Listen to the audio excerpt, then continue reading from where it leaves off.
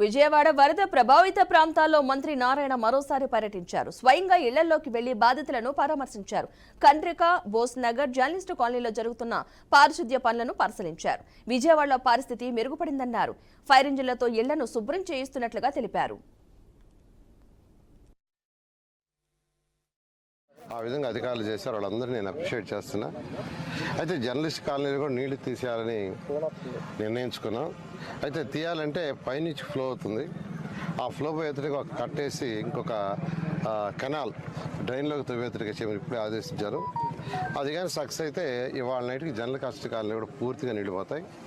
ఈ సాయిబాబా నగర్లో అవన్నీ కూడా పోయినాయి.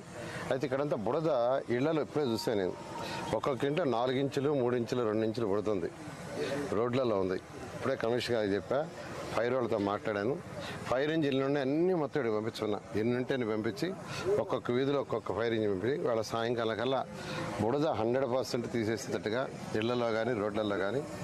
తర్వాత సైడ్ డ్రైన్స్లో యాక్చువల్గా కొంత సిల్ట్ ఉంది ఇచ్చాను. ఈ ఏరియాలో వాళ్ళకి morning to evening water release చేయమన్నా. అంటే జనరల్గా మార్నింగ్ ఒక 2 అవర్స్, ఈవినింగ్ 2 అవర్స్ ఇస్తారు మున్సిపాలిటీ వాళ్ళు.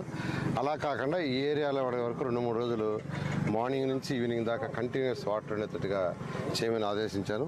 నేను అందరూ రిక్వెస్ట్ చేసేది ఏంటంటే ట్యాప్లు ఊరికి తిప్పేసి వదిలేద్దరు రిక్వెస్ట్ చేస్తున్నా. ఎందుకంటే మీకు ఆల్మోస్ట్ 24 అవర్స్ ఇస్తున్నారు కాబట్టి రేపు